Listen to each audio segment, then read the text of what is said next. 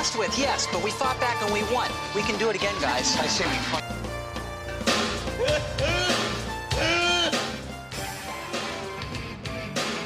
Welcome to The Good, the Bad, and the Sequel. This is the movie podcast where we typically are interviewing folks that worked on a movie about the making of it, and then me and Jamie talk about it. But because of, two recent passings with Robert Carradine and Donald Gibb, Jamie had a great idea. Start doing like some memorial episodes. We don't know how to coin. Yeah, memoriam. Yeah.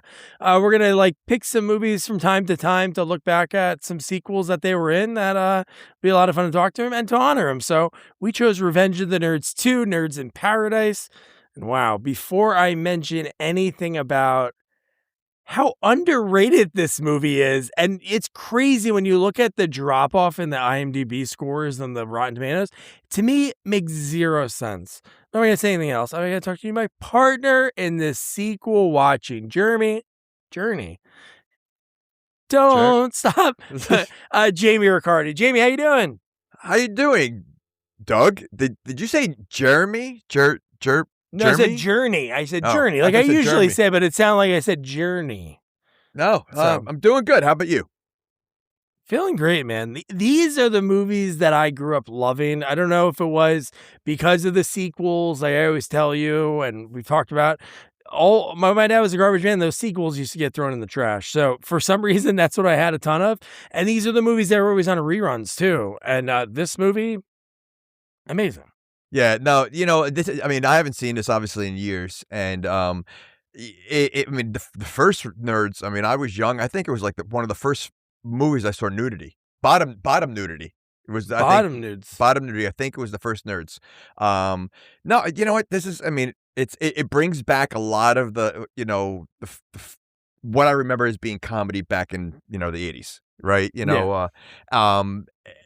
But what it also does though, it kind of like makes certain characters stand out more. Like I would love to see like a road trip movie with Poindexter and Booger. Just those two alone. Right? And I was doing some thinking about this. I go, if they did a live action Muppet movie, Booger would be Animal. Oh my God, yes. 100%. I would say Poindexter would be Beaker. You got Wormser could be Bunsen Honeydew. Oh how about him? How horny is he? He was horny in the first movie? He was. But he was only I think 13 in the first movie. Yeah. But Booger, he's like a almost like he has the potential to be a rapist. Yes. The way he is, he's so he's Animal. He's a live version of Animal who's always chasing women, but never gets them. But he's very aggressive. He is so aggressive with the women. And I forgot, I always remember him being I always thought, I guess he was the cool nerd out of the group. But now watch the cool guy. He is. Well, I think he thinks he is. But he literally, when you watch this movie now, it's as I got older now watching the movies, I'm like, he's not as cool as he thinks. So. Who farted? His outfit in this movie inspired the late great, I think he's still alive actually, Jobber WWF, Brooklyn Brawler. He has the ripped parts of his shirt and it says "Who farted" in red letters. That shirt, I would assume it's out there somewhere. It's up there with what are you looking at, Dick Nose from Teen Wolf, right? Does it what's up, Dick Nose? Yeah, but the fact that it has the holes in the shirt and who farted that, now you think about it, that's a great Halloween costume. Get a little get a messed up wig. Everybody be the nerds, do a nerd party. That would be, how awesome would that be? You actually probably could do it. They dress up as these characters. Booger, you grow a little stubble, you get a little crazy wig, and, you wear the Who Farted shirt. That's awesome. That's amazing. Yeah. So, yeah. Great, dude. Yeah. But yeah, so let's get right into it. And you know what's cool about watching this? Yeah. What do you got? No, go ahead. Oh, no, what I was going to say was, thinking about the timeline of these people, we kind of alluded to it at the end of the last episode. We were covering this, and we talked about Curtis Armstrong, how he was this guy you'd go to in the 80s.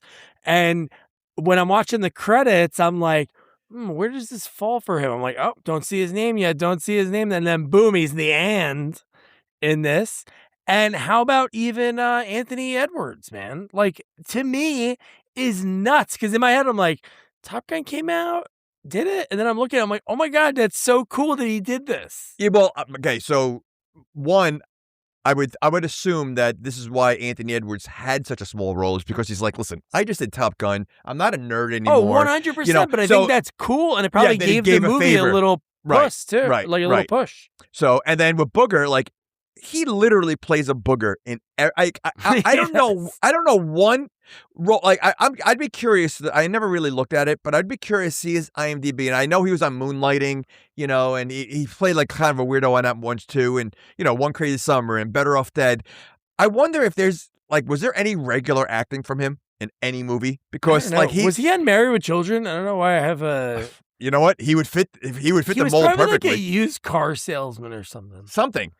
But I just did he ever because he literally looks like just waking up in the morning, throwing on a Who Farted shirt, not combing the hair, not brushing, just get on the set. Like he, in every movie, his hair looks like it's uncombed, it's just bedhead. Like, I wonder if there's anywhere he just looks clean. Like, does he look clean in any movie? I'd be curious. I don't know, but you think about his career, pretty wild. First movie was Risky Business. Miles Dalby, then Booger, then Charles DeMar in Better Off Dead. Then he did a film called Bad Medicine. Oh, that sounds familiar. Dennis Gladstone. That sounds familiar. Dennis Gladstone. Oh, Steve Guttenberg? Yep, I saw it. Was the star? Okay. I think I saw it, yeah. Oh my God, this is wild. It seems like Steve Guttenberg pretends to be a Latin American or something. He goes to a Latin American country that's run by a dictator. I saw it a long time ago. I mean, I remember that. But again, it's just the fact that you talk about typecast. I mean, this guy, anytime they make this these 80s comedies, they're like, all right, we need that dirty friend who's just you know what? Let's call him up. Let's call up Armstrong. He's the perfect fit. I mean, and he does a great job of it. Don't get me wrong, but it's was he in anything where he looked clean? Like he didn't play a weirdo. I don't know, but he was just. It's funny that we're covering this. I just watched with my kids, Big Bully. Oh no, we watched Carpool. We didn't watch Big Bully, but he's in that. But no, he was in Adventures of Huck Finn. That's the first one that I could see as maybe a real role. My guess is Country Jake. He probably played a guy that was stranded on an island, and he looks like Booger, which would fit the Huck Finn. He's great in Jingle All the Way. To end the Curtis Armstrong, he's the one that is playing the. Remember the character, the sidekick, Boomer? There was a Boomer. He was like a pink dog, and Booster. And inside the suit was him. He takes it off and he's smoking he's champing a cigarette. Again, the same role. Scummy guy. That's really. Yeah. Imagine, you're known as the scummy guy of the 80s and 90s movies. He's the guy, right? Who's up there with him? Dennis Franz. Yeah, but he also played a commissioner. I mean, he did, but I'm saying that sweaty kind of character. Ron Jeremy? Ron Jeremy. Now, who's that other? Shoot, I can't think of his name right now. I don't know. I to me, that's what I mean. He's pretty good, right? He's the guy they call. Who else is that slimy guy in movie? You have Zapka is the asshole in 4 movies, right? But Curtis Armstrong is this role in a lot of these movies. They like I said, he fits the role. And again, even in Better Off Dead, he play, but he's snorting snow. In Better Off Dead, he had he just is that weird friend that's just in everything. Yeah. I'm gonna have to do some good that people keep hiring him. A lot of the times, those roles they'll find another guy that's similar to that, right? Louis De Palma. Have that. Oh, that's class. You know what? Number one. Danny DeVito. That could have been his dad. Danny DeVito, dude. Danny DeVito, if you think about his career, he's always a nervous, sweaty guy for most 100%. of it. And he's always the con artist, Romance of the Stone and all, he played that role, but he plays it great. From the train. But can you imagine Louis De Palma and Booger in the same movie, as father and son? That'd be perfect. Oh my God, dude. Talk about Dreamcast. Booger De Palma. Oh, that's a good movie. But Put that can in you imagine? Like, ChatGPT. I'd be curious. Like, is Booger like that in real life? Like, is he literally not acting? Because I mean, the fact that like he does have the same look in every single movie, they feel like, you know what, we don't got to pay a lot of money for his wardrobe. Just he wears This is what he wore here. He wore that here. Who Farted shirt here. And they probably say, listen, we're going to be on set at 9:00. Just set your alarm for 8:30. You know, roll out of bed. You rolling out of bed. You know, sleep outside if you want. You know, we'll pay extra. But you know what? No, he's very soft-spoken, I think. Remember when they did that show, King of the Nerds? Him and Bobby Carradine, they hosted on TBS. It was like on for like 3 or 4 years, and then they would do like trivia, and you'd have to go against the main nerds. And yeah. I don't remember that. It was a good show. Good trivia, but yeah. One last thing. Yes. Yeah, one thing I also learned in this movie is I'm not a Lewis fan. Oh, okay. I'm not like. First of all, I find him as creepy as Booger is. I find Lewis even creepier. Like I really do. I mean, like, you know, I don't know. I just can't. Like, he's just, I don't know. Like I said, he's the like if you take out Wormser and Carradine, I'm okay with Poindexter and Booger running the show. What about Lamar Latrell? Well, they're not there. Well, they're not there in this movie. I mean, yeah, Tadashi. He is. Oh, it's right, Lamar. Oh no, Lamar's good. Yeah. But he's like a background guy. Like, you know, he's funny. Like, I don't think they used them enough in this movie compared to the first movie. You know, and I think. I know. Well, he did get a little something. No, I know, but no, still, they put him on the side. But I mean, like, I just feel like, yeah, I don't know. I like Tadashi. I love Tadashi. You know, I know. But yeah, I wonder why he was in police because he was in police academies. I probably. Oh, he couldn't do both. So it's, you know, yeah. Just, okay. The fact that we had to watch the entire. Okay. So amazing. Okay, that's the one thing he does really well, though. That laugh he does is insane, right?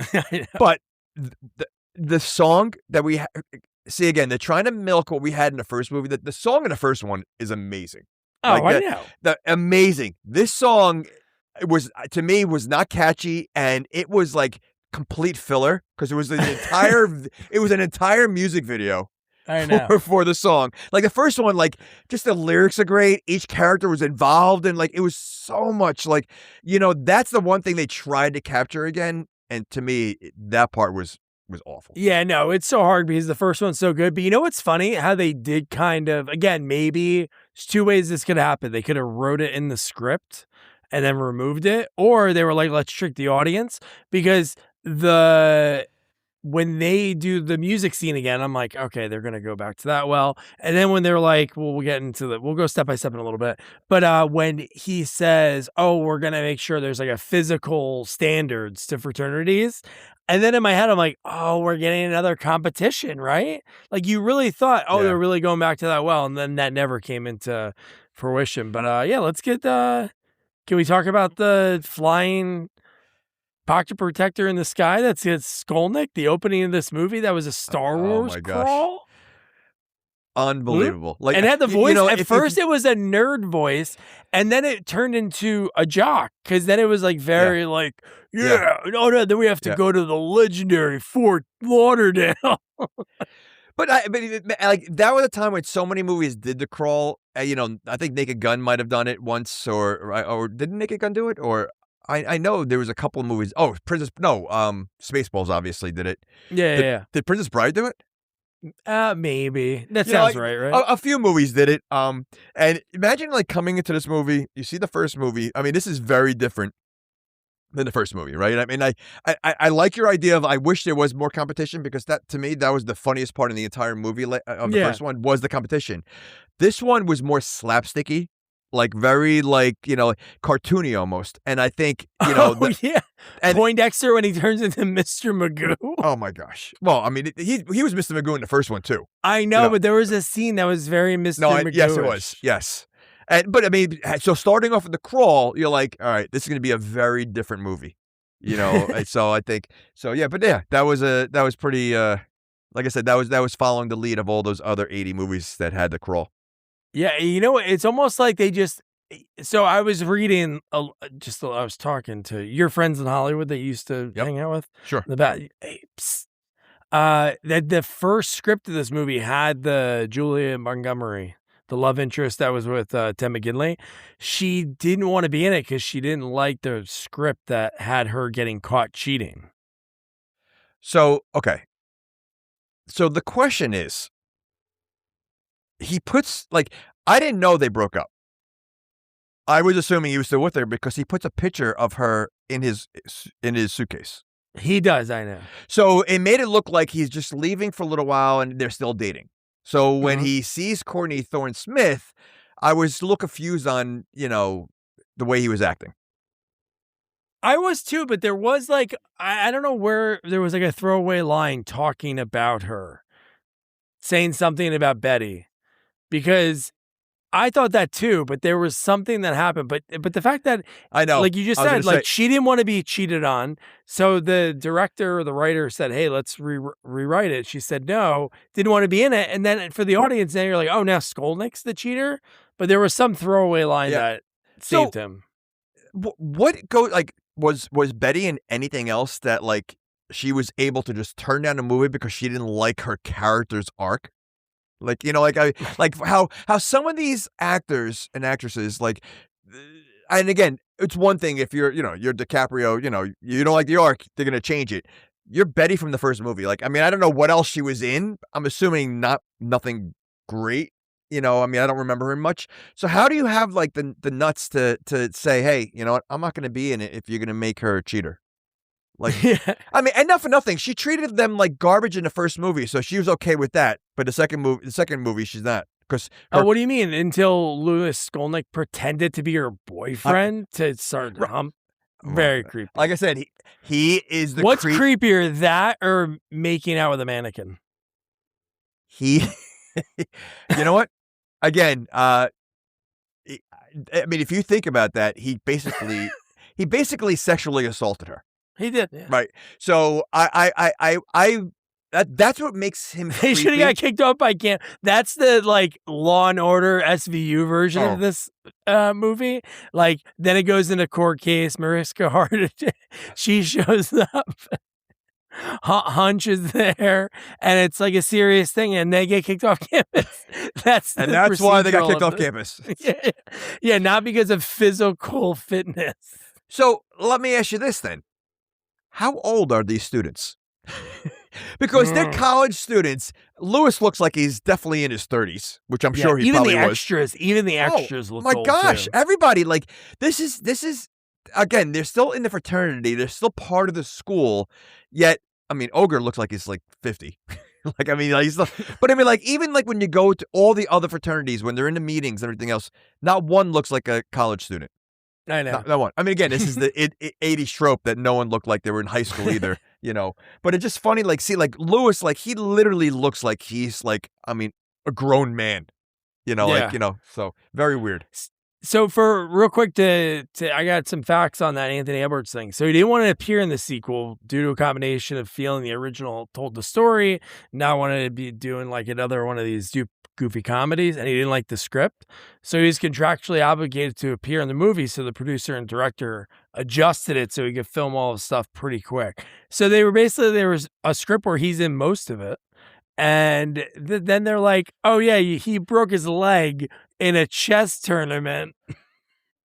Well, I mean, that is a funny line, though. That's pretty. It was, yeah. Yeah, but I mean, like, again, he's another one where he makes Top Gun great. He's you can't put yourself in the seat. I mean, I know he did a favor, but like, you're too above doing the sequel to the Nerds because the story ended.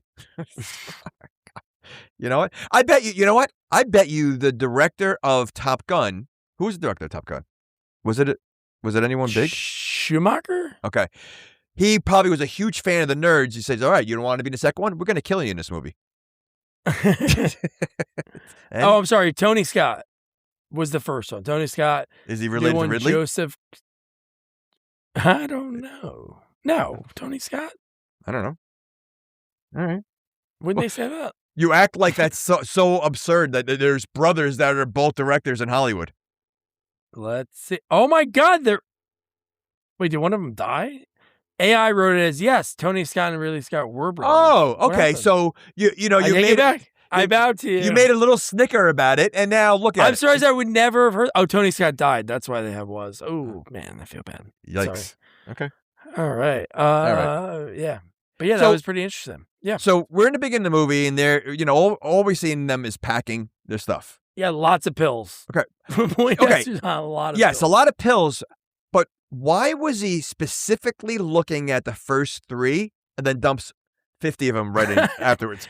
Like, I know. like was he just like? I was just trying to figure out like what was he looking for. And then he's Maybe like, he was thinking about reading them all, but he couldn't. It took him so long to read 3, so he's like, "Screw it, I'll take it." Because remember when he was like passing out like candy? Oh, do you need a 0.5 of this? Oh, you need a marzipan? And he's like going through all these things. I'm like, oh, that's why he's such a like to me like because he really is the oddest one out of all of them, right? Like Yeah. he's just because he's super smart. He comes up he's obviously, but he's also like he can't see anything. He's like.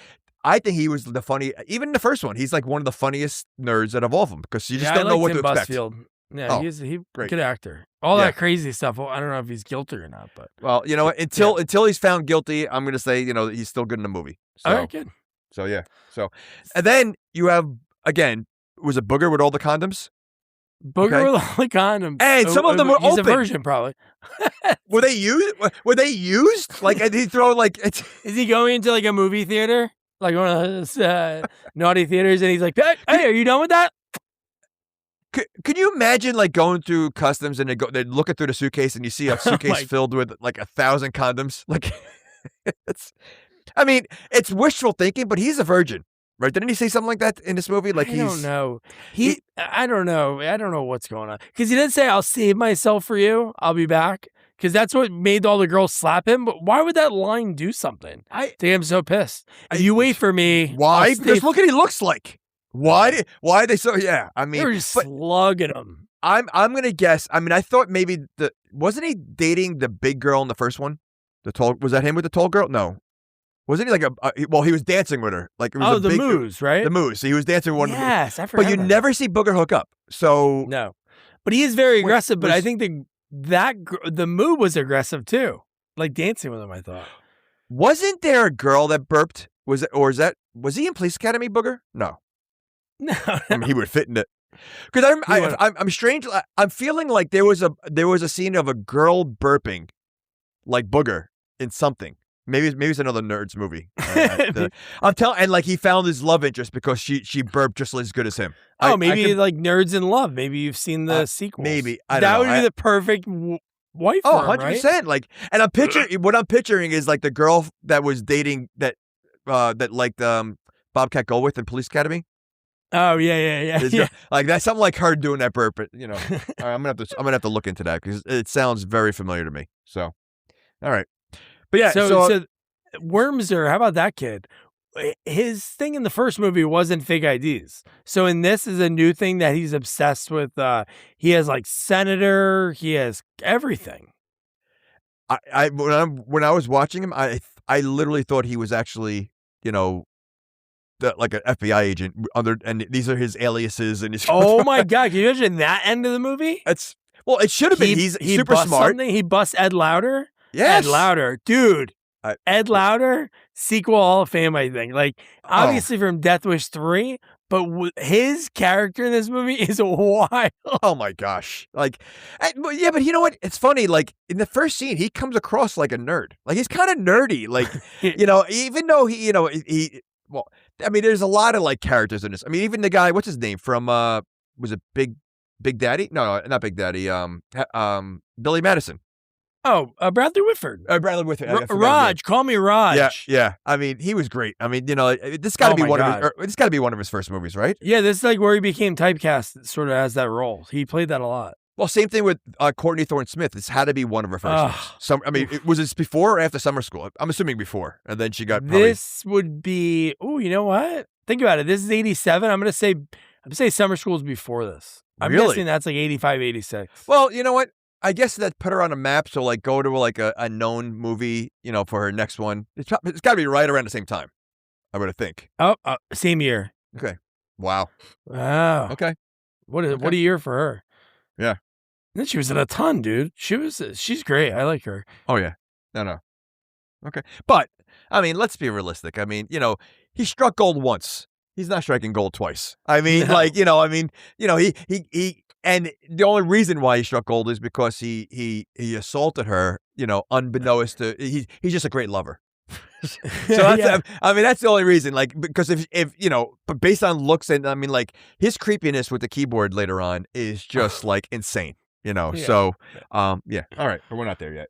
Oh man. So now we talked about the Gilbert scene a little bit, his broken leg. Hey, you guys go without me in Fort Lauderdale. You got to represent us. Oh, your dad's here. So then we see Oscar winning actor. I forget his name, James something. Cromwell. Yes. Yeah. And we get like they're in the car. He's like, "Oh, you're driving great, son. You know what? Kick it up to 37." And you know what's funny? I bet you Carradine is the same age as him.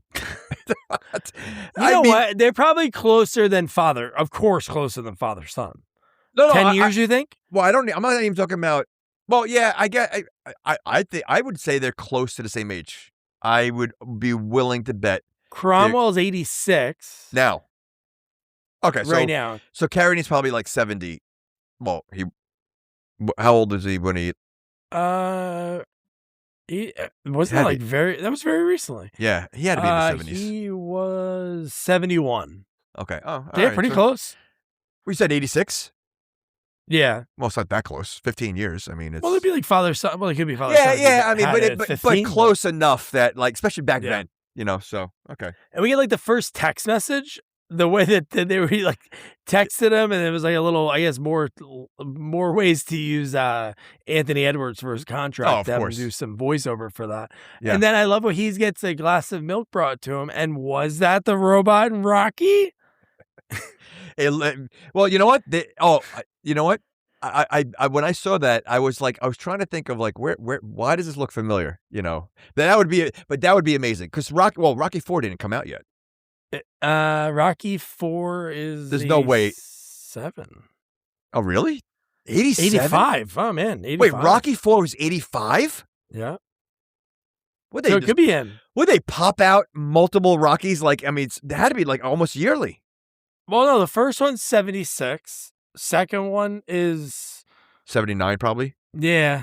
So yeah, no, that's not. Wow. And 83 is probably 80. I would say 82, 83. Wow. I can't believe Rocky 4. That one seems so he could have been on a shelf somewhere, and the director's doing the movie. The prop guy, he's like, "Who should we grab for this? We need some robot." He's like, "Oh, let's get Happy Birthday, Paulie." I'm just thinking though, Rocky 4, I would have sworn to go like early 90s. Like, it just seems like it's like doesn't seem like an 80s movie, right? It just seems like that's incredible. All right. So were you tricked in this beginning scene? So they get to the airport and they're waiting there, and then we find out, oh yeah, you guys are VIPs. You thought because we saw Ogre peeking at them, right? I thought they're going to be on like a bunch of chickens on their flight, like they're going to be or land in the wrong place. When they landed and they looked around, I was waiting for, oh no, we're in Phoenix. 100%. Like it was almost like a payoff that like they kind of make you think like what's going to happen, and nothing. Like when they showed the next scene and they're arriving, I'm like, what was the whole point of that? Like they made it look like it would have been funny if they were around the corner watching, and then again, like I said, either ending up in another country, or like they're on a flight with like no seats but all cargo and chickens flying around and like, but no, it didn't pay off at all. Well, the Landa guy loved them at the end of the movie, so it'd be cool if he was in that movie. He plays such a great role. Yeah. But yeah, so it paid out. Oh yeah, they did get VIP. Dude, they had the stewardess had like a orange dress on, looked like she was going to the club. I'm like, it was the real, yeah.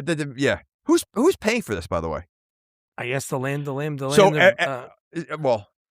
I like because it's representing the college. So I don't know, so I'm assuming the college paid for it because it wasn't their choice. Like they were representing the college. They were saying. Oh yeah, yes. So it wasn't like just one fraternity because it was the same school. Two of the people there were from the same school. What do you mean two people? I'm saying Bradley Whitford, that fraternity, and Land. We're from the same school. Where are all the other people from? Well, no, but don't forget when you're in a national fraternity, you can have the same fraternity at different schools. No, I know that, but Right, I'm it's saying 'cause it's two national. of them are from the same school. That's what I mean. I don't think no, Bradford, he wasn't same school as them. Yes, Ogre's in that thing. He knows Ogre. No, he's in the fraternity, but at different schools. He didn't know who Oh, he didn't know who Lewis was. Like, he didn't know I thought they were those just. nerds. Oh, I thought they were just new there. No, but Whitford didn't know him. Oh, only Ogre did. So when you're in the national fraternity, obviously the same different schools, Yeah, the I same was fraternity. just. So I think I was thinking that Whitford because he no, knew Ogre.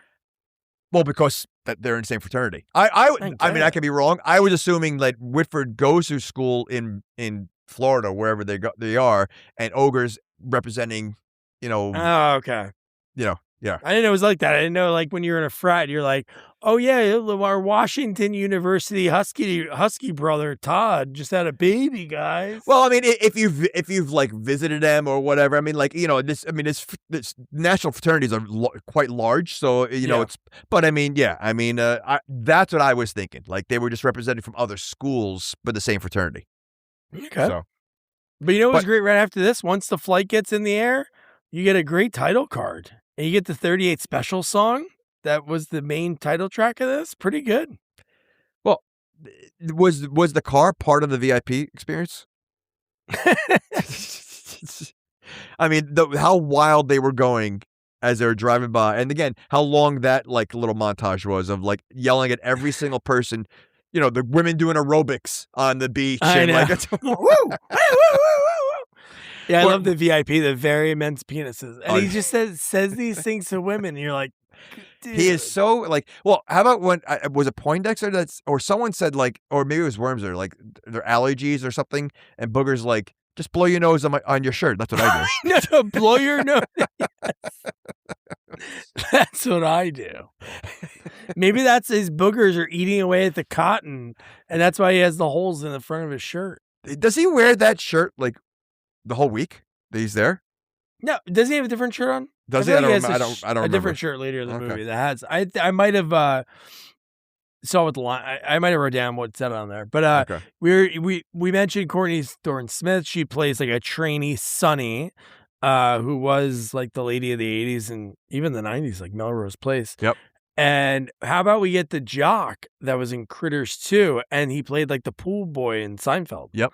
He plays the guy that very weird scene when he talks about like, let's pull their pants down to show their small penises. Guys, you know what it's like to have that? I'm like, wait, what are we doing?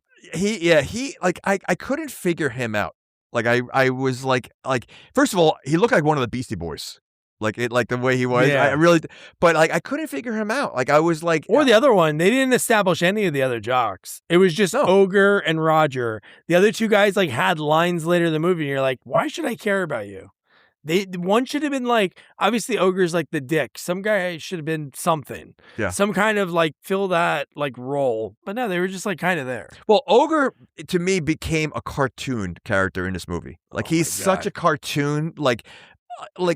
He took Ogre to a different level in this movie. In the first one, he was just a typical caveman jock. But here, just the way he talks, and the lines he has, and like the peeing for like 2 hours, and like everything. He was just such a cartoon character of himself. Because I don't remember him talking too much in the first movie. Just a lot of growling and yelling nerds. Like I guess he had other people to talk. But was there anybody that really talked besides Ted McGinley? Out of the jocks? No, right? But I mean, like Ogre was cavemanish, right? He didn't need to talk, so he just said nerds all the time. But like in this movie, he has so many conversations. It's funny, like to hear him, because even when he's on the island, like just the conversation he has when he's walking up the beach, he became a cartoon version of himself. Yeah. So they show up at the hotel. He uses Skolnick's already flirting, but he's like, "Oh yeah, I'm pretty good with computers, typing." Okay. So he like gives her a tip of where to hold her fingers, and that worked. And it worked, and it said canceled. But her issue was she couldn't get into the program or the computer. It was like blocking her out. So holding her fingers in a certain way is what got her in. So very weird. And the fact that the way he just flirts with her is so creepy.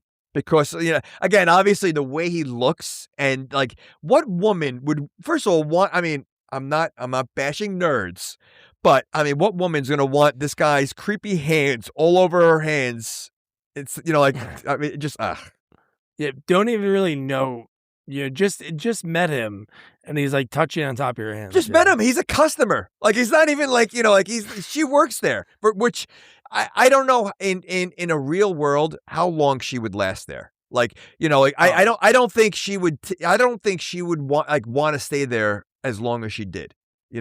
Essentially Buzz smacking her in the ass. Everything. Like in the third day, she's a trainee. Every scene she's in is kind of uncomfortable. As like I think like a normal person would have quit. And the fact that she's still there, she must need money bad because I mean even later on when she's basically forced to go on dates with him. I mean Yeah. I mean so. Oh yeah, that was wild. Yeah. You know what's funny? You talking about that, and it just reminded me. What is the line that she keeps saying to Ed Lauder to correct him? It's like, oh, he's the acting manager. I wonder if they had something in the script and just took it out. That would have been the end of the movie, right? You have the kind of like the Lambda president, that guy, the chapter president, like the way that he approved of them was kind of the shock at the end. And you had the nerd guy that ran Adams sticking up to John Goodman. So in this movie, they should have had the manager come back and fire Buzz, give the nerds their rooms back, get something. There could have been something at the end. There should have been a manager from the first movie, like Tadashi or something, like so bring someone back, exactly. Bring someone, and you wouldn't know until the end. Like this is some I don't know because see that would bring back. Well, bring back Tadashi because that's the reason why the nerds were getting the VIP treatment. Is because God, Tadashi. Yes. So yeah, some kind of way to. Wormser. He had some kind of other cover. Or he hacked it. Yeah. He's like, oh, that's me. Yeah. And then corrects everything. But yeah. See, I think they could have done a lot more Wormser. If they because he kind of doesn't fit the group. I mean, and it's probably hard to do things because he still was probably underage, in the movie.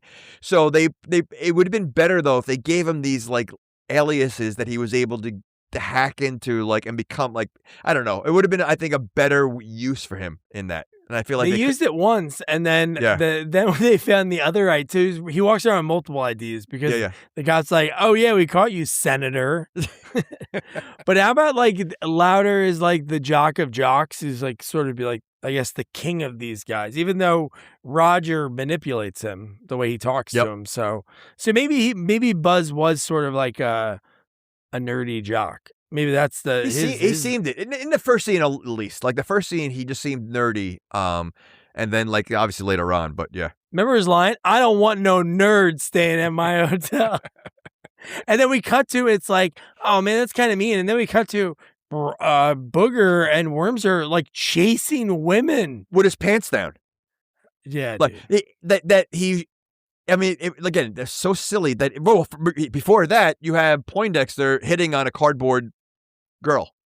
Oh my dude! Buying her drink. That's when he turns into Mr. Magoo. Okay, he's buying her a drink. So this guy is super smart because he does things later on and he's really smart. He doesn't realize that the person he's buying a drink for hasn't said one word to him. No, he does not. I'll be right back. And I love that he's walking, and then goes right into the pool. But like he doesn't feel the water. Wouldn't you go, oh man, I'm wet? Doesn't feel the water at all. Again, he's the smartest one out of Wormser might be. It's close, but he's the smartest one, like one of the smarter ones, and he doesn't feel the water. He's just so oblivious to everything. That's why he's like the real cartoon character. If you're gonna find a cartoon, like well, they all are. I forgot about the water. That's Magoo. That's 100% Magoo. Yeah, I didn't realize that. But yeah, so now we get when they go to the new hotel, right?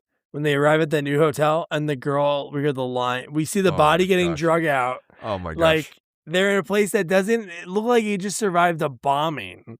And I love when the lady says, "Over there is the Coke machine." Right? Well, how about the fitness room? It was a prostitute. What was the name of the place again? I know the joke from later. The Coral. I don't Well, yeah. Well, we know the joke later on. I don't know. Well, you know what's funny? I didn't know when I first watched it, and then when I saw the joke later on, I thought the nerds put that in there purposely. Like I thought they set it No, up they did like it by that. mistake. Yeah, but I didn't know, and so I thought that, and then until later on in the movie, that I saw the name of it. So it was something like Canal, maybe, or something. Probably Canal. No. Canal. Well, had to be. Canal. It had to be because It was something choral something because it said oral sex. It said hot oral sex. Oh, I was thinking Canal because it was anal. I know. No, it was hot oral sex, but I forgot what the first one would have been.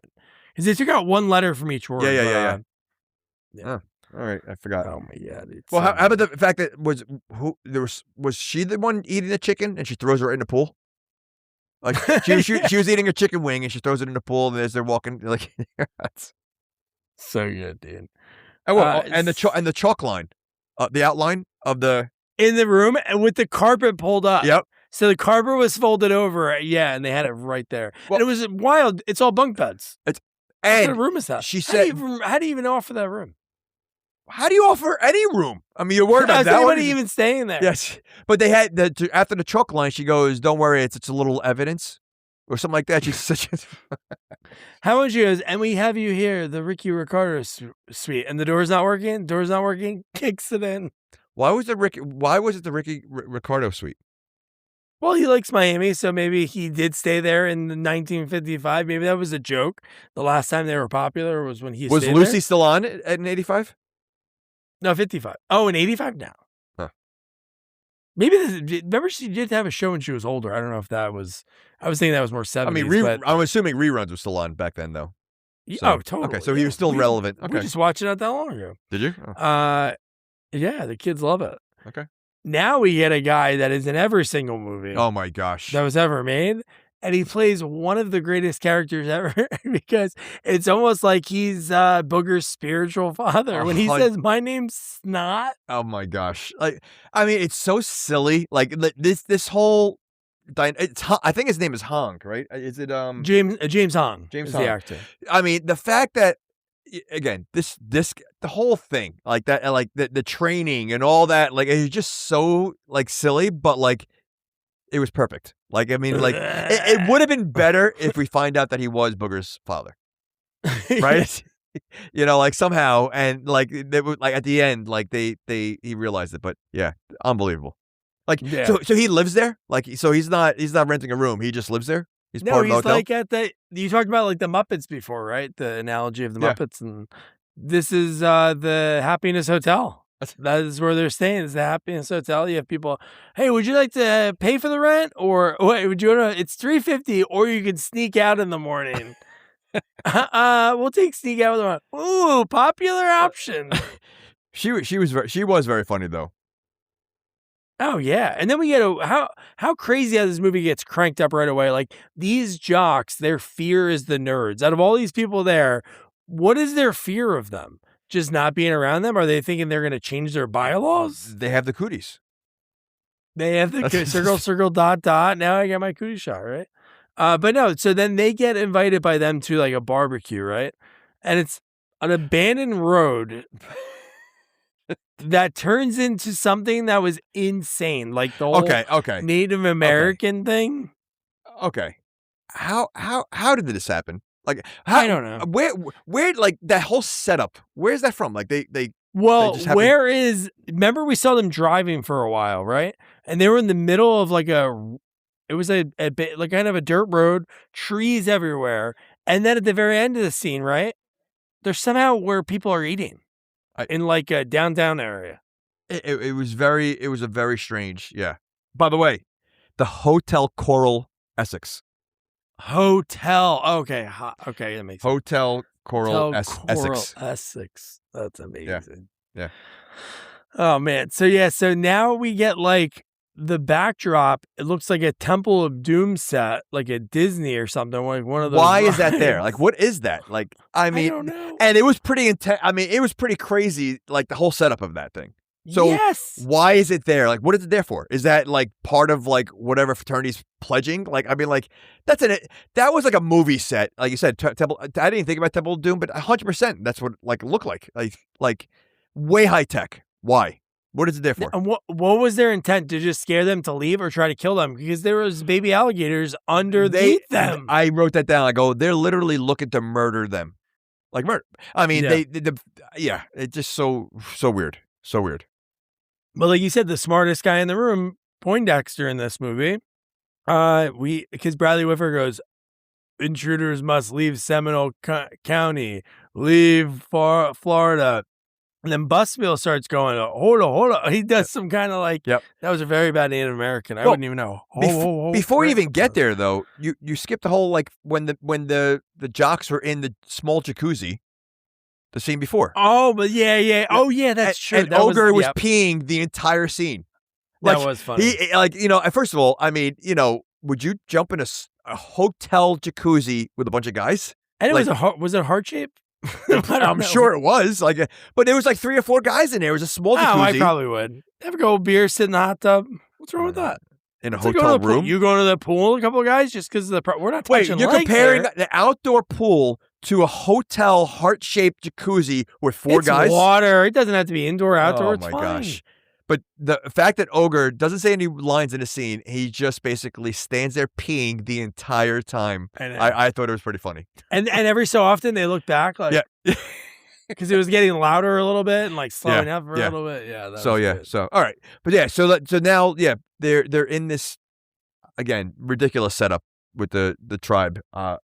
Like where'd they get the alligators from? Like. I guess you just know. Maybe like you said, Raj lives down there, so maybe he knows I guess an alligator guy. I'm assuming that's part of their fraternity. I guess they have a setup there. So like during pledging, they try to scare the pledges, and I mean, that would be the only gator. Well, you take a chance. What's one less pledge? I paid $40,000 a year for this, Doug Jr., and you're telling me that you got bit by an alligator? Bit. I don't think they got bit. If they're gonna fall on that thing, they're dead. There were multiple alligators, baby ones. Oh my gosh! And then Wormser has the balls, right? He runs right at the one guy, knocks him over, and then they knock open a door that falls on. Well, first they're running in their underwear. Weren't they running in their underwear? They were already. Yeah, they were stripped at that point. Yeah. Okay. But they knocked the door down. Ogre's banging the girl that they saw was about to be sacrificed. I'm like, what is he caught her. They dropped. First of all, that was a pretty high drop when they dropped her. Like, I know, that was not like, and for him to catch her like nothing, and then he bangs her. But then doesn't he tell her, "I'll be right back. Stay here," or something like that? Like, wouldn't she have fake screamed if she was in on that? She just fell into the fire. Wouldn't you hear, ow, ow? and if these are nerds, for them to believe all that, they're supposed to be very smart. They're not that smart. Like, so that question, like, are nerds, like, are there like nerds and dorks? Yeah. Well, nerds, dorks, and geeks, right? We went over this already. Yeah. Right? I would say, I don't see Booger as a nerd. I see him more as a geek. Like, he's 100% a geek. Geek? Or a dork. I mean, he's one or the other. He's not a nerd. Like, I don't think he falls in a nerd category. Yeah, because he has more, even though I know in this situation all of them fell for it, but it seems like a lot of especially Lewis, he falls for, he's very trusting, he's very smart, but not socially smart, not street smart. He knows like everything. Right. They can design that thing later in the movie, like drawing everything in the sand. Well, that's what I mean. Like, I don't think a lot of that was Poindexter. But I don't think they're. I think you nailed it. I don't think they're street smart at all, right? They're book smart, but walk into a tribe thinking they're doing a real ritual, is quite amazing, because that's how dumb they really are, So, okay, so dumb. And who's in this movie too? That guy who. Oh, you know what? I think I remember what he played. They're like the uppity couple that having issues at the hotel. Oh yeah, Can you believe how loud everything is? He looked very familiar. I think he's in Ghostbusters. I feel like he's in one of the guys. He worked with the senator's office, right? Bill Murray has an issue with him, doesn't he, or something like that? No, that's somebody else. Oh. What would this character's name be? It was like the uppity couple. Mm-hmm. Oh, I'm sure they had some. Basically, Mr. Cormstock? Basically, the only other couple that was at the hotel. Found him. Mr. Comstock was his character name in this movie. But yeah, real quick, let's see. Right around this time, nerds. Funny Farm? Dream Team? He was the real doctor in Dream Team. He was one of the doctors that didn't like the doctor that was their doctor that they snuck off on. Okay. Okay. What a great movie. Oh my God, the best. One of my favorite hats ever. The fact that I got that for $1, like I robbed them. So now we had another so we had the uppity couple, which they're really good. And right away, dude, what's his name's like all over. She's like, here's a pretty ballsy. They got a free coupon for a night at the hotel. That's a lot of money. And that's not like, hey, here's free breakfast. Louder was gonna chew into her no matter what. No, but if he got mad at her, why do they even have it there? Why do they even have the free coupon? If he seemed like that is true. Why is that available? Why is that? Why is it available? Because he seemed like he would never want to give that away. So the real owner, the real manager, not the acting manager, is a nice guy. See, that's another story that we forgot. That they forgot. They never even mentioned, like, why was he the interim manager? You know, like weird. maybe it would have been better. Like maybe the real manager was a nerd, and the guy got rid of him somehow. You know, and same situation. And then Lipsky, we were really talking about Lipsky earlier, but he worked at the hotel. He was like kind of like a janitor. Utility, like he probably just did all the maintenance guy. And that him and Skolnick became a buddy because he accidentally caused. Did he get thrown out? He does at this scene, but when they first meet, Skolnick bumps into him by mistake. He hits into Whitford, and then that's where he apologized. Oh, not Whitford, one of the henchmen, one of the other. That jocks. Was when he was hitting on Courtney Thorne Smith for the first time. Was that? Scene? Yeah, that was that was in that line. Yeah. No, but this is where he gets thrown out. You hear the bowling pin noise. Safe. Yeah. No, I thought he heard bowling pins. Didn't he get? You did hear a bowling pin, but he said safe. Yeah. Skolnick does. Yeah. But yeah, this is because Ad Louder smacked her in the ass. Yeah. But I mean, the bowling pin sound effects, you don't realize it are so many movies. Like, you know, as a little. I mean, that's our second this year. It is a second this year. Well, it's third. Or no, was American Ninja 2 last year? That was like 4 years ago. No way. American Ninja 2 was 4 years ago? I don't think so. Sam Furstenberg? That's like 4 years ago, 5 years ago. Okay. Well, pretty wild. Okay, so that's our third movie with bowling pin noise. I know. Any movie that kids are rolling, even like I'm sure Three Ninjas when they're rolling in a scene, but yeah. Oh, I'm sure. Great. Yeah. So now another thing that puts Ed Louder in the Hall of Fame is some of his lines. When he's on the phone with whoever, like I don't know if that's his wife. My guess would be another scene they cut out or just they should have had it, would be him having a really young girlfriend. I could see him having a young college girlfriend. He said, hey, don't forget the seats go down. Don't forget the blueberries and cream. And I love when he's talking, he has a Hustler magazine that he's like kind of flipping through to the jocks and to Courtney Thorne Smith. No, yeah. I mean, he's such a creep. I mean, like, you know, but he plays that role so well. He really does.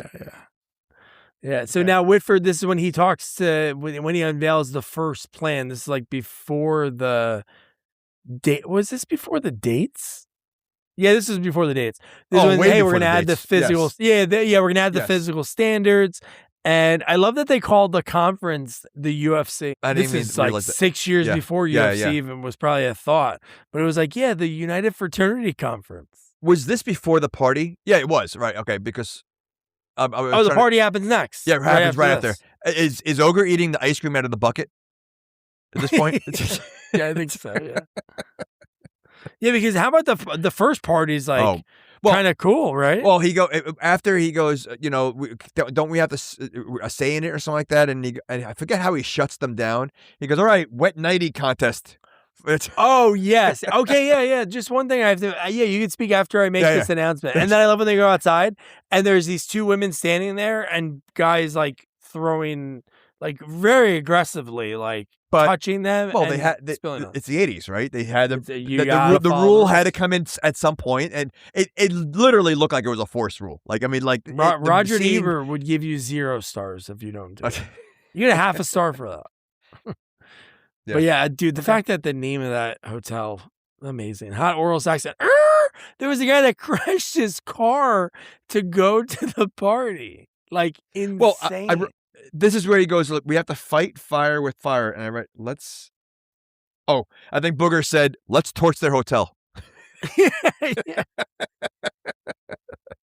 I mean, again, the lines that Booger had, like, he really is a psychopath, right? I mean, the things that he does, and like, I mean, I'm surprised he's allowed on the streets, like, because he seems like murder would be an option for him. Like, if they said, you know what, let's just kill him, and it'd be funny if they said that. He goes, we got to kill these guys, and he comes back with like a gun, a knife, and he's like, all right, we're really gonna kill it, you know, like blood on like his shirt. I feel like he takes everything very like just to the extreme on everything. You know, so everything's literal. You can't say something nothing figuratively with it. But the fact that he's so aggressive with women, and then he's so aggressive, like, again, wanting to torch the hotel, like, because he was very serious. Like, he's a wild animal. He has a line where he says, "If we were dreaming, I'd have a boner." Oh, you know, yeah, I think I wrote that down. It's so weird. So now Gilbert has another scene, right? This is when he's on the phone with Lewis, right? Well, no, we had the music video. We had the music video. Yeah, which we played a little bit of the taste of the Note of Prop 15. And then is this where the Booger hawks a loogie?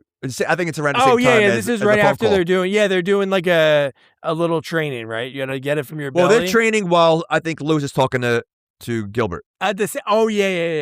It's probably, yeah. So that's where he's like, hey, once an alpha, always an alpha. Don't trust them, no matter what. And I wrote, the loogie scene inspired Ace Ventura too. But just so funny, like and so like they're looging in his bedroom. They're just like spitting, doesn't matter, spitting on the wall. Like, dude, how about, which I didn't write down all the lines, but the back and forth when he's first in his room, and he's asking him questions like, you just leave this stuff on the ground? And he's like, for a second, you're like, he's questioning him, like he is gross, like unless he's just fake gross in public, and then he's like, so like, I need to learn your ways, like. Well, it's funny, like he literally looks more gross than Booger. Like, I mean, like he's like, I mean, which is hard. He out-boogered Booger. Well, he's not, right? Is it snot or worse than Booger? Well, you know what? I think snot is worse than Booger because it is, right? If somebody said to you, "Hey man, you got some snot," that's like. Well, I would say snot is like drippy. Booger is like like it would stick to the wall. So Booger is like like something that's like like either like squishy and hard. Like where snot is like the stuff that runs like. You could flick a booger. You can't flick a snot. You can't flick a snot. You cannot flick a snot. Put that on a bumper sticker. So, but you could do a snot rocket. So fun. But can you do a booger rocket?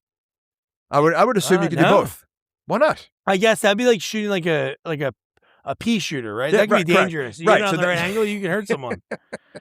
So I would say like a snot rocket is more like a web, like Spider-Man shoots out. Does everybody call that snot rocket? I think that has to be universal. It has to be. It's got to be universal. Listeners, at sequels only. What do you call when you put one finger on one side of the nostril and blow out to clean it out? There might be something else around the country. But I wonder why, like, why did someone come up with a snot and a booger? Like I would assume booger came first, and then like now people call, like, what's the origin of booger and snot?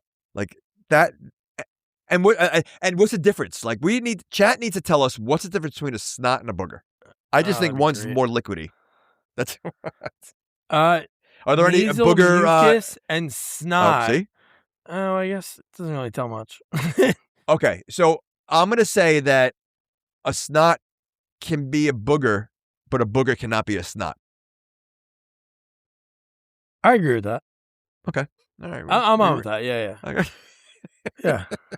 Okay. But like boogers, it says nasal mucus. It came into be a word in 1890s. What were they calling it before that? When did booger come out? Maybe they called it booger before that. What's so hard about this? But yeah, no, very interesting. Boogers and snots. Okay. Boogers and snots. And then loogies. So, a loogie is basically a snot from the mouth. So it's pretty much. Oh, Boogie has a booger. Wait, but this booger, when you search for it, it talks about like that means like ghosts, like a hobgoblin. So it's not even what we're talking about. Oh my gosh. No, and then it started in 16th century for being like terrifying hobgoblin. Then it went to the 1820s, same thing. And then in the 1890s, it changed mostly to be about solid remnants of nasal mucus. Okay, so Booger and Snot. Solid. So Solid. Booger and Snot came out the same year, it sounds like 1890s. And could come out the same nostril. Okay. Right? All right.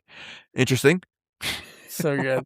So now Ed Lauder, I love another line when this is when he's flipping through the Hustler, but when he's on the phone with the lady when he's about to hang up because Courtney Thorne Smith walks in, he's like, "Hey, don't forget the whipped cream," and he hangs up the phone.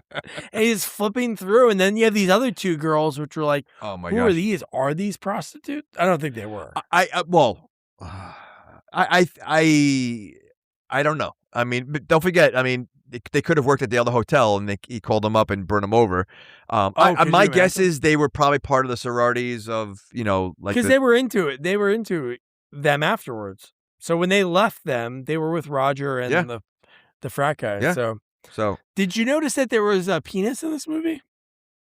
I did not notice a penis in this movie. So Lamar is building a sandcastle. Oh yeah, man. Oh, really? And it had a hog on it. Oh, you're talking about like a sand penis?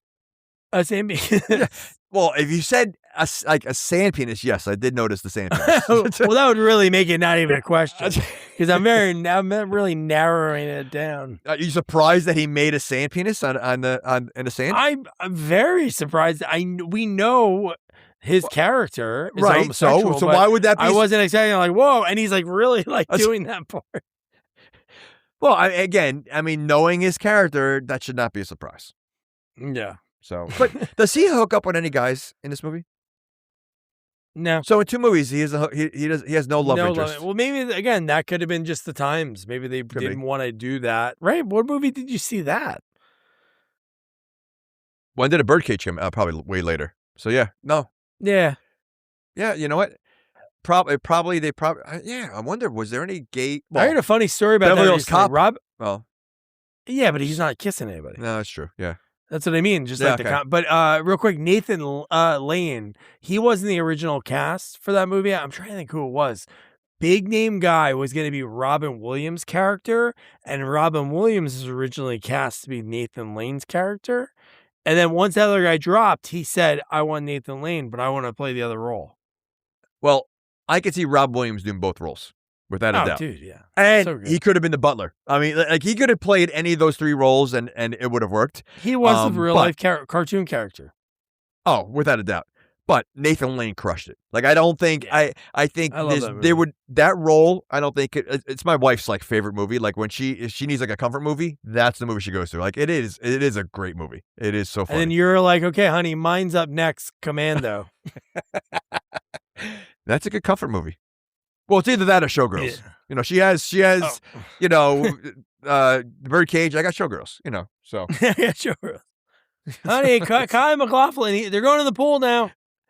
Oh my gosh. So that's a wild scene. But so now they're all hanging on the beach. They think this is like a legit date.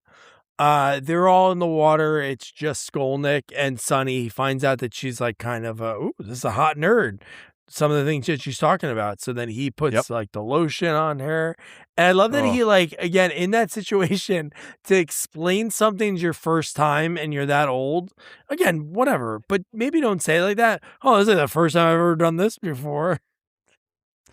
But can you like in reality, and again, it's acting, but like Courtney Thorne Smith had to be about 22, 23 in this movie, right? Super young. She had to be grossed out. I mean, you got this.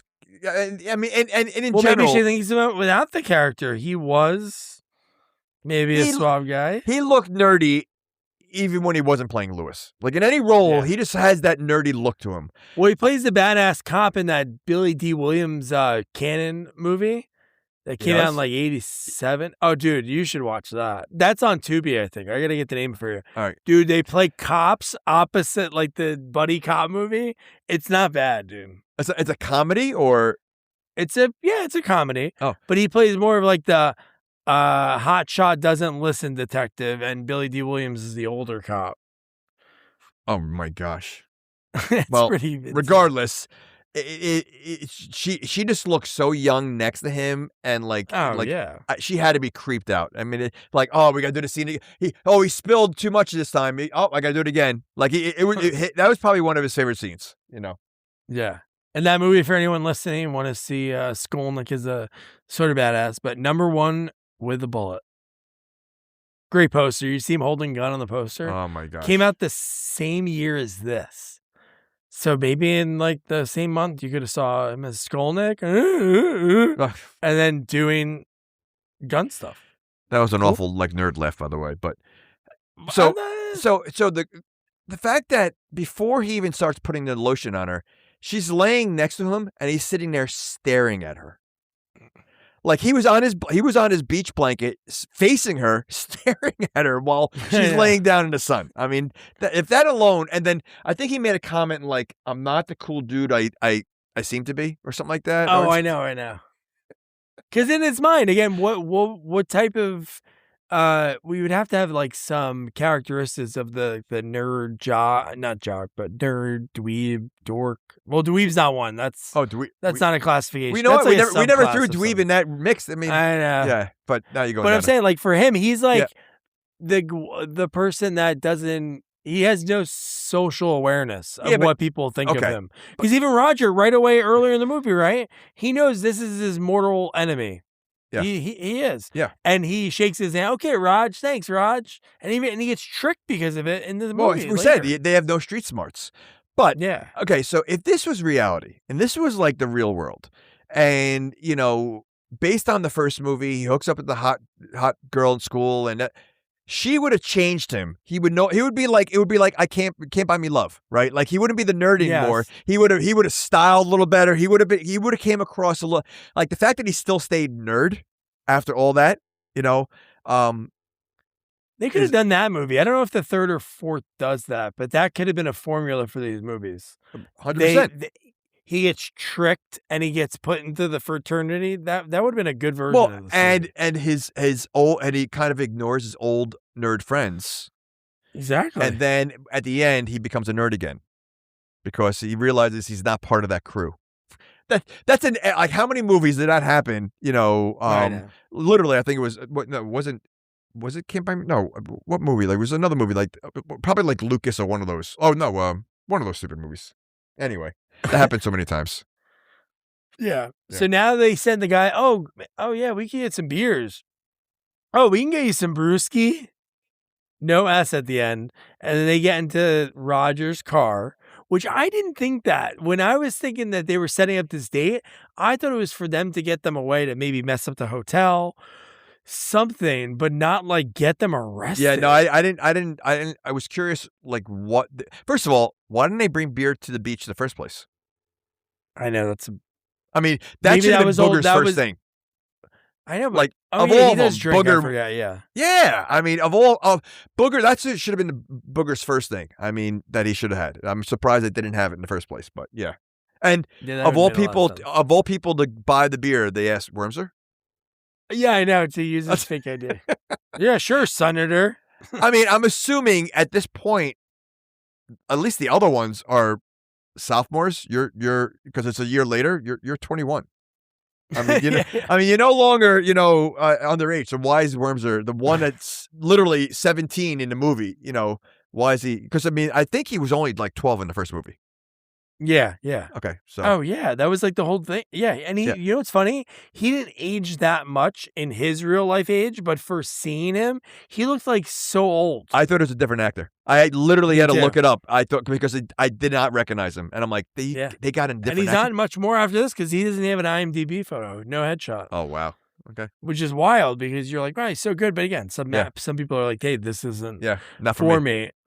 But how about prison, man? I don't know. I was in a holding cell one time. I don't remember games.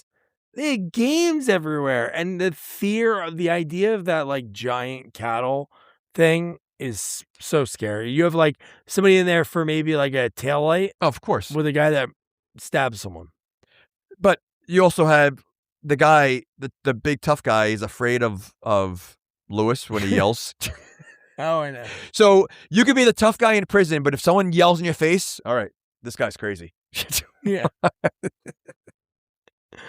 Oh my god. Yeah. So yeah, he's not messing around, and then that's when we cut back to Roger and the guys talking about what happened, right? Because it's like no more nerds, Yep. no more nerds, and then we find the nerd that worked at the hotel who now works at White Castle. He is able to get like a hint at what happened, and then he's gonna go to Skolnick and be, hey, these are what these guys are doing. This is the plan, and that's when Skolnick's like, I give up. I don't want to do this. Yeah. Yeah.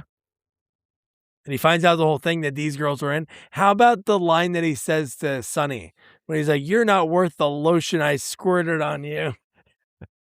Well, it again, it shows you the streets, like the lack of street smarts. I mean, clearly she had nothing to do with it. Like he should have known that. And we passed on it, but like the way that he kind of had a premature squirt on her with the lotion. Oh, I know. She's like, "What's going on?" And he just goes, nothing. And he's like pouring. Yeah, that was good. Okay. No, I just didn't understand. So they get them. They want to get him in prison, right? Well, they want to get him kicked off out of school. No, but what was the purpose of having them go to jail if they knew they would get released on? Well, because they broke the law, and so they wouldn't be allowed to be part of the chapter. Why are they kidnapping them? Well, they kidnap them in the next scene. I know. Which, yeah, I mean, the kidnapping part when Poindexter gets kidnapped, and I love his little like when he went like I can't do it, but like the noises he makes is very funny. I don't know if you noticed it, but like yeah, he's so. I think it's the same noise he made when he was dancing with the one girl and something happened to him in the first one. Oh yeah. But no, just the fact that they get him in jail. Okay, great. They're in jail now. Like you said, if that was, hey, let's get him kicked off because no, and then they kidnap him and they take him in the middle of the ocean and throw him in the water. Like that's how we. So I looked up another murder, right? Alligator almost death. Oh, this 100%. Death. Well, I mean, it's kidnapping too. I mean, it's not but that island, Gilligan's Island. Oh, oh yeah. Was it the exact one? Well, according to facts, because I was just curious. Like, I'm like I think I looked up like where did this take place or something like that. And you're like, I remember a hot redhead laying it next. Well, oh wait, hold on, Ginger and Marianne. How funny would that have been if Gilligan came or someone came out from behind like the woods that like started talking to him and gave him the pep talk. From Gilligan's Island. Bob Denver was available. Well, are they all dead? No, one of the women. Well, in 87, they were all alive. Okay, right. So that's what I'm saying. So if one of them coming out, like, and just giving a pep talk, and that's what started them, I think that would have been funny. Maybe Thurston Howell's wife, Mrs. Howell, probably. She was a lot older than Thurston. Thurston, they made look older. Oh, he was 50 or 47. Yeah. I mean, 47. He's almost your age. Good. I'm not that close yet. Well, what are you? Even at the 4. I'm not even at the 4 yet. Oh, right, fine. Yeah, but you're 7 years away from Thurston Howell. I'd be lucky to look that good. He looks good. Oh yeah, he was just in It's a Mad. Oh yeah, great, such a great movie. Yeah. So now Sonny is like, "Whoa, I don't want to be with you." All right, fine. You're gonna jump in the water. Like, what a dumb decision about her. I would be like, "Sure, guys, I'm on your side. Get me to dry land. Wait until you then go home. I'll run." 100%. That's And then Cartoon Ogre. It's such an idiot. Like, see, that was wild, right? Like that's what I'm saying. Like they made him talk too much in this movie. Like it was funnier when his only words were nerds. Like I really don't. I got to do some research on that. I want to see how many lines he had in the first movie because I don't think he had many. And it's funnier that he just knows the word nerds. Here he has too many conversations, and then he's speaking his mind about like literally what just happened. Yeah. I'm trying to see how many lines I could find. But no, the fact that he did that and then they're laughing at him. Yeah. And I'm like, wait, why are we laughing at this guy? And then Wormser saves him and that changes. Yeah. He says, wait, so you ready for this? So here's lines. I'll read them, not with everything else, but he has the line, yeah? What about us? Nerds? Ogre snatches a pie from a nerd customer. Thanks, wimp. Get yourself one. Okay, I remember that one. What else we got? And then he grunts. He says, "It's ogre, you asshole." That's a line. And then his last. That's it. So See? I just said all the lines. Right. Okay, he that's has. what I mean. That's what I remember him like. He barely... might have some more, but that's not all. No, of them, no. But I yeah. mean, they're all like one word or like. In this one, he has way too much dialogue, and to me, it takes away from his ogreness. Ogreness.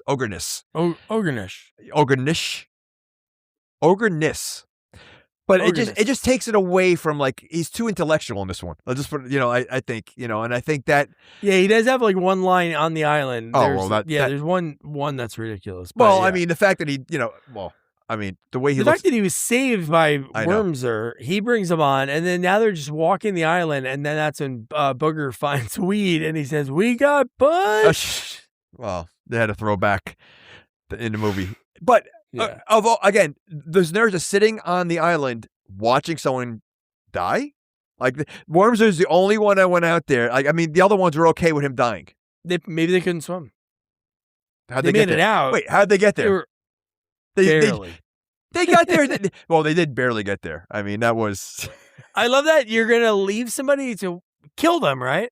Why not drop them in the middle of the ocean? Why give them a chance? Well, I don't think they left him there to kill him. I just think they left him there to like. Just for that vote. You're never gonna get back. We're never gonna see you again. Lock him in a basement in the city somewhere. Well, now it's. I mean, because then you got like, there's evidence here. You're dropping him off on an island that there's. Gilligan couldn't get off this island. You think the nerds But they're eventually gonna get back, right? Why would they get back? They didn't know they had a. They were trying to kill tank. Him. That's what I mean. They would you're just saying that. Well, you could survive on an island. So you think Roger was going back in 2 days? Sorry, guys. I think they dropped them on there. Figured, you know what? The nerds are going to live on this island away from everybody, and no one's going to see these nerds again. They're not killing them. They're on an island. There's animals. There's fruit. How did Wilson survive? Wilson and Tom Hanks survive. How did Gilligan's Island survive all those years? And it's the same island. I guess. I don't know. I think it's murder. It's murder. Since they didn't have Gilligan on there, they should at least had like their huts. And have like Gilligan. I don't know. All right, I'm still on that. I love Gilligan. Okay, listen. They found weed on the island. They can't find food. Yeah. Fridge was being very loud. Donald Gibb again. I know he did speak a lot. But he does nail the role. Like for that guy that is that jock, he is so good. Like I love him so much. Even when again you are a character like that, you're never. I know there are some people that have changed that in recent years by the looks of them to be like that leading man in some movies. That wasn't going to be his career. But he played this so good when he showed up on Married with Children, all these different shows. You're like, Bloodsport. This guy nails. Yeah, I know. Yeah, Bloodsport. Yeah, I mean, to me, like again, and that I mean, that was like obviously a lot more acting, that he did, but he did kind of play like an ogre in Bloodsport too. Yeah. I mean, but he played the role perfectly. He was great. He was great. So now I mean, yeah. I was gonna say I love the fact that I think it's coming up. I don't know if I'm missing, but like they build a metal detector. Oh, yeah. We have the dream because remember, he's all down, Lewis. He has a dream with Gilbert. Right. And that was pretty funny seeing because it was really like explaining how dreams really are. In movies, they always have you like, oh, it's a vision that came in your dream. And Gilbert's like, no, I'm Lewis's version of Gilbert. But was this like a return, Empire Strikes Back kind of thing where Luke sees, wasn't it Empire Strikes? One of the Star Wars sees Obi-Wan come out from behind, and that was a story. The ghost. Oh yeah, in those, I don't know. Was this around the same time? World because of that stuff because Star Wars has like that fantasy element. Oh, I know. So were they throwing? Was that kind of like a throw? Oh yeah. That would make sense. Yeah. Because it's probably around the same time.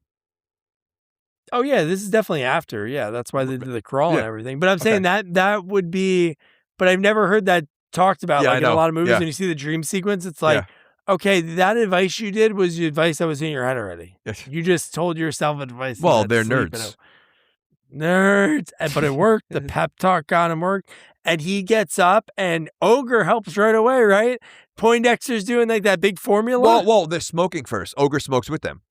Oh yeah, he invites him over to chill, right? he's sitting in the back like a little boy, like that, no friends. Yeah. And it was the peace offering. He's like, come on. Oh yeah. Yeah. Well, it starts coughing really loud. Oh my gosh. Yeah. But he's happy. He's helping out, right? Because the Poindexter did the thing, he goes 2 + 2 and Ogre 4. And they're like, oh my God. Yeah. And they're like really excited about it. I thought it would have been funny if Ogre, because they all said their little piece, like they all said a little something, and if he came out with some really deep intellectual, smart idea. What do you think about the square root of a hypotenuse? Right, something like that. I think that would have been very in that kind of voice too. Like I think that would have been very funny. Like Will Ferrell in Old School, right? Like blacking out. Like Ogre does that, and then it's like something. But at the same time, I do like the fact that they still kept him ogre-ish until he finally changes. But that was pretty good. So okay. But so how about Sonny has this knowledge of this island? I know this island. Like after they do the measurements, on this island there's like military supplies and you're like. No, she goes like there's a rumor, like they weren't sure if there's a rumor of it, yeah. But then that's when they confirmed it when they made that they used the thing to find out the angles, and then they built that metal detector that Ogre has to carry. But they find another metal detector. They found the buried metal detector with that metal detector. Yeah, that was funny, right? Isn't that what they found at the first? That was the first thing they found, and then they fell through the hole. Yeah. And they found the grenades. Yes, they wiped off a box that was labeled grenades. Yeah, and they got excited about that. Yes. Yeah, what were they going to do with those? Maybe they were like, we're going to murder them right back. They were didn't what's his name have it around his neck? Lewis. He had the whole. You think about. First of all, I still have a question about the tank, the boat tank. Where'd that come from? Not only where did it come from, how did it get there? And it doesn't go that fast. I like those amphibian things. They don't. There's no way. Because remember we did the mileage? They said we're 6 hours away. Okay. And that was when they first started the thing. And how heavy is it that you think it's going to stay on water like that? Like, because it was barely like. I understand those hybrid kind of vehicles that was not going to make it on water, but yeah. I don't think that would make it on that. Why would it be on that island anyway? And where was it? Where was it was in the hole? Was that? I don't know. I don't know if it was in the hole. Maybe that hole. They had to cut that scene. I guess maybe they keep it under 90 minutes because the movie's an hour 28. So they can't say if they found a cave and they came out of the cave. Like they have this massive boat car, tank. Well, they wanted the reveal for us as the audience. The reveal was it coming out of the ocean. But did they spruce it up, or is that what it really looked like? Because I don't know. It was covered in some stuff. Yeah, but it looked like a shark, right? Like they had a shark. Like yeah. So yeah. I want to know, like, did the nerds almost like was it like One Crazy Summer? You know how they rebuilt the boat. Oh yeah. I wonder, like, did the nerds Did they do that, or was it just Gesundheit? Thank you. Or was that the way they used to have like military planes? Remember, military planes always had like a face and like. True. Maybe they had to make it look a little fancy, but yeah, there's no way that thing gets there in 6 hours. And that includes them building all that stuff, finding it. No way. So this all one night? It's all the same night, like because they got kicked off. They slept the night and then this in the morning, right? Okay. They wake up and then they're like, we have 6 hours. That's right. Okay. And then meanwhile, how about that couple, the uppity couple? They're eating with like the furniture that like everyone had in their backyard in the 90s. Yep. Like that white furniture. And the rubber slatted seats, cushions, and they're just like sitting on the beach like that. The only ones. No one else is out there. No other tables. No. Did they carry that out? Honey, we're gonna get out of the hotel. We're gonna have peace and quiet. Well, for the most part, they were the only like hotel guests that really like were in focus the entire time. Yeah, everyone else is just young and in the background or something like that. Right? Yeah. Yeah, well, youngish, like 30-year-old college students. But yeah. So their fancy lunch gets ran over. And then from there, we have Whitford like doing the end like count. And it goes right through the wall. So, dude, anybody could have been on the other side of that wall. Oh, well, they are carrying grenades. So, I mean, they could have dropped a grenade, let alone, I mean, but that could have been funny. How funny was the wall? So styrofoam. Like, I know. Oh my God. Like, they didn't even try to hide it. Just like buckled. Oh, they didn't even try to hide it. Like, it was so paper thin. Like the wall, like it was like so ridiculous. Yeah, so good, man. And I do love that, like the black fraternity, like all those guys, they're like, hey, we want to hear what he has to say. And then that's when Whitford was like scared. Oh, well, of course, why wouldn't he? But that's, yeah. So amazing. Amazing. What'd you guys do to Ogre? Because Ogre, that was amazing, dude. Well, you know, when Ogre was like, do you think Ogre was still wanted to be Ogre when he got there? Or do you think he, like, what made him, like, this change his mind? Like, because when he knew that these guys can't, maybe he just thought back to, they were laughing at me when I was about to drown. Because when he first got there, it looked like he was ready to be Ogre again. He was going to turn back. I know, he was going to turn. But what was it that changed, like, did he just, I don't know. Like, what was it that changed him saying, you know what, I want to stay a nerd?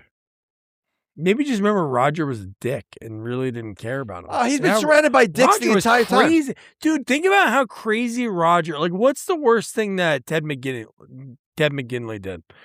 They trashed their house?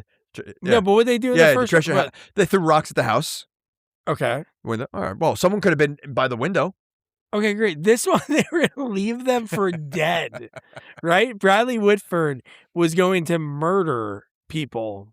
Hey, let's just throw these people on an island. Oh, what, just for the vote? I don't know, maybe. We'll see if they survive. Your theory is that he was like, hey, I'm trying to start my own Survivor, this reality show that's going to come out in third. No, they were murdering them. But yeah. Okay. All right.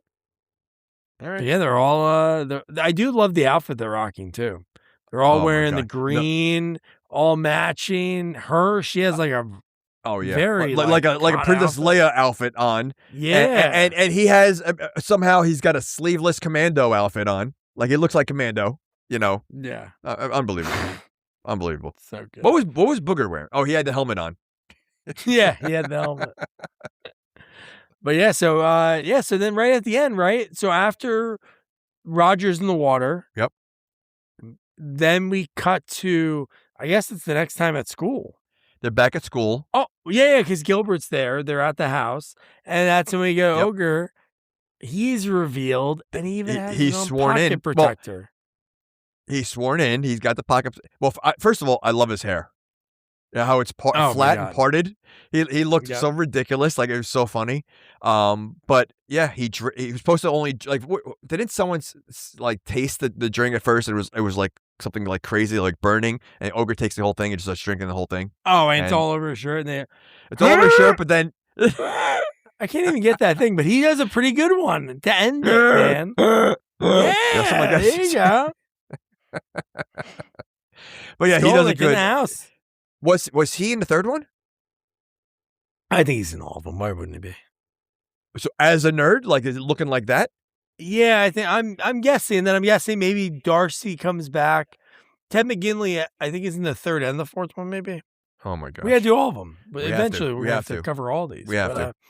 Okay. But yeah, so that was Revenge of the Nerds 2, Nerds in Paradise. Jamie, I think I know the answer we're going to ask. Would you recommend somebody to watch this sequel?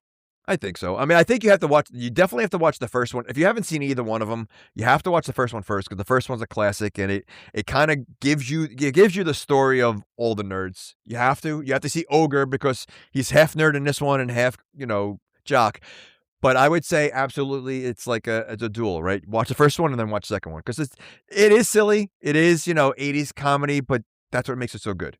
And like I said, I mean, just Poindexter and Booger alone is their scenes are great, and I would recommend it.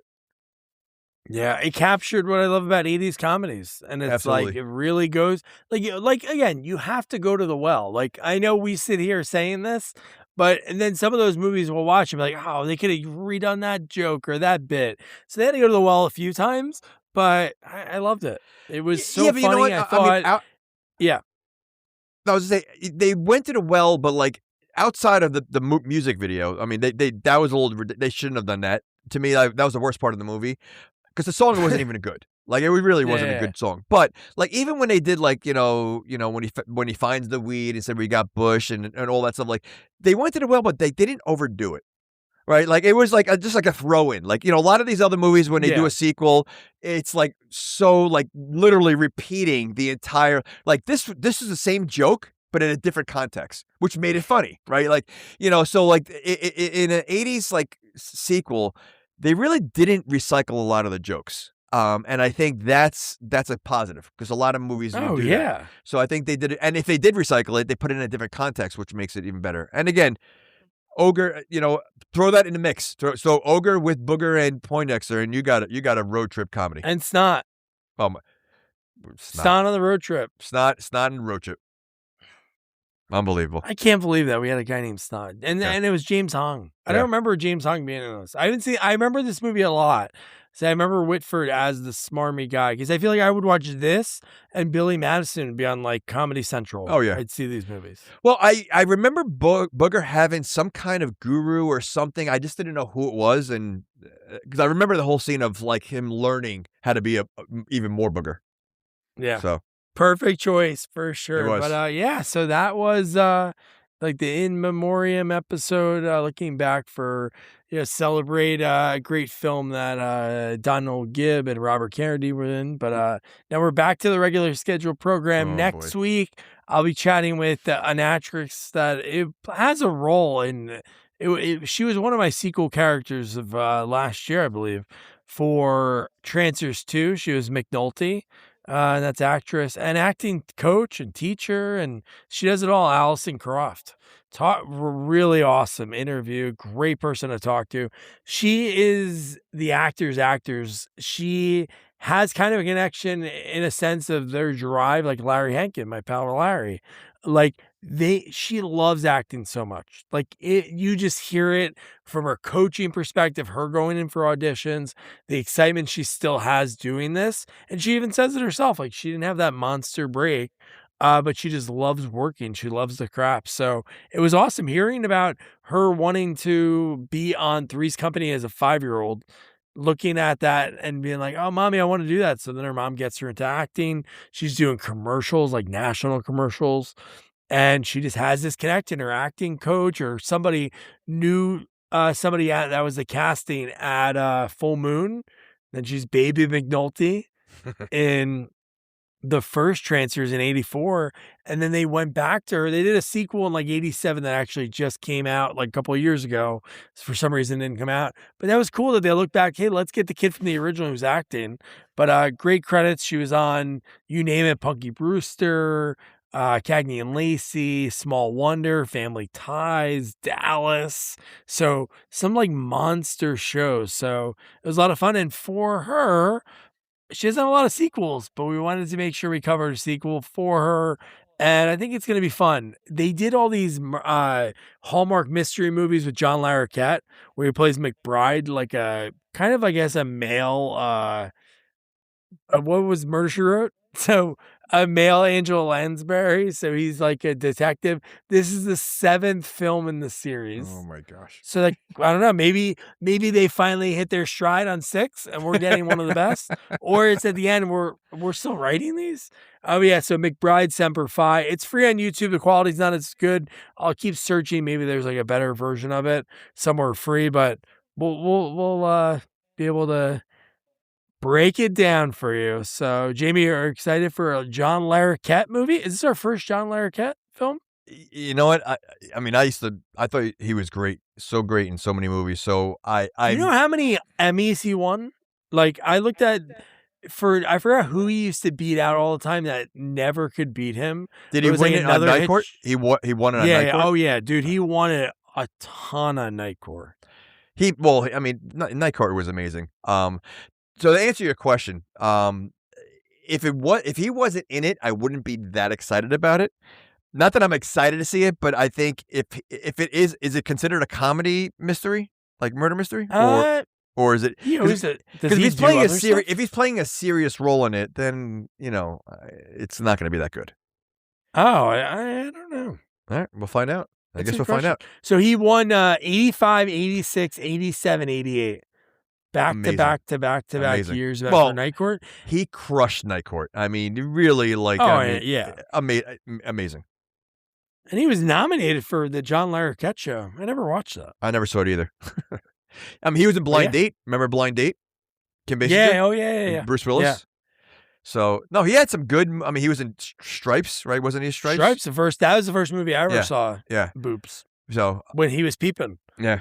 But yeah, so John Larroquette would be a lot of fun, and yeah, Allison's awesome. McNulty, really cool. Her talking about Art LaFleur coming to set, and just to talk to her when she was like a kid to give him like the vibes of who he is amazing story. Like, to me, that's wild. Like him with his cigar in his mouth. This is how my mannerisms. Follow me, kid. I love it. So yeah. So don't forget to review, rate, share our podcast. Follow us on all social media at Sequels Only. So check out our website, sequelsonly.com. Good night. Good night. Good night.